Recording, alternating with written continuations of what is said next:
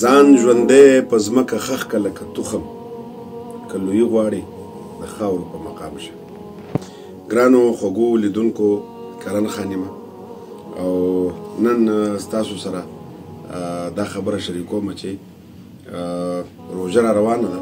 که څوک هم زکات یا صدقات ورکول غواړئ نو په سوات کې د خپل کور فاونډیشن په نوم باندې یوه داسې مستنده اداره ده چې په هغې کې په سلګونو یتیمانان سبق وایي، ژوند پکې هم کوي، د هغې علاج، د هغوی سبق، د هغې اوسېدل، په دې باندې خامخا مصرف راځي. نو حاجي محمد علي صاحب او د هغه ملګري دي ښاد او آباد وي. او زه بیا دا خبره کوم چې حاجي صاحب چې دی نو دا زمونږ د پښتنو عیدي دي. نو خدای دې وکړي چې حاجي صاحب دغه شانتې خپل دغه کار مخ په وړاندې چې څنګه په ډېره ښه طریقه سره روان کړی دی، د دغه ماشومانو کفالت کوي، د دوی د تعلیم، د دوی د اوسېدو هغه ذمهوارۍ په سر اخیستې دي. خدای پاک دې دغه لوی کار اخلي او ډېر ماشومان دي دغه ځای کې. نو تاسو هم کولی شئ چې د دې ماشومانو د ژوند د تېرولو دپاره خامخا پیسې پکارېږي، نو تاسو پکې خپله ونډه اچولی شئ، ورسره امداد کولی شئ، په هر شکل کې ورسره امداد کولی شئ. که هغه ډونیشن کوئ، تاسو زکات ورکوئ، که صدقات ورکوئ، نو دا یو مستنده اداره ده.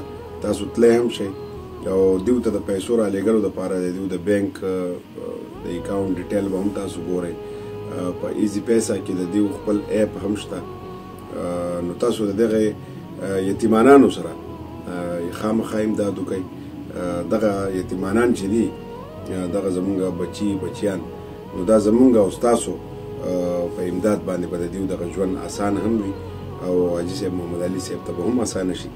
نو زه تاسو ټولو ته چې هر چېرته یې پښتانه ملګري مي او د خیر کار کول غواړئ، د خیر په کار کې حصه اخیستل غواړئ، نو د دې نه بل لوی د خیر کار ماته نه ښکاري چې د یو ماشوم د ژوند د تېرولو د اسانتیاوې دپاره مونږ او تاسو فکر وکړو. نو خپل کور فاونډیشن یوه مستنده اداره ده.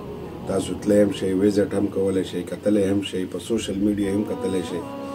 او زما به تاسو ته بیا هم دغه خواست دی چې دغې روژې نه مخکې یا دغه روژه کې د دغې ادارې سره خپل امداد، خپل زکاتونه، خپل صدقات خامخا شریک کړئ. ډېره زیاته مننه. घर, ऑफिस या हर जगह बआसानी अपने मोबाइल ईजी पैसा ऐप पर अपनी ज़कात व अतियात भेजने का तरीक़ा।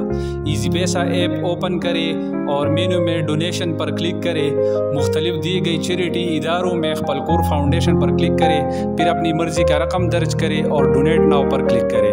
आखिर में कन्फर्म पर क्लिक करके अपनी ज़कात व अतियात भेज दें। पाकिस्तान में या पाकिस्तान से बाहर ममालिक में रहने वाले मुखय्यर हज़रात अपनी ज़कात व अतियात खपलकोर फाउंडेशन की दिए गई ऑनलाइन बैंक के आईबान पर बेच सकते हैं।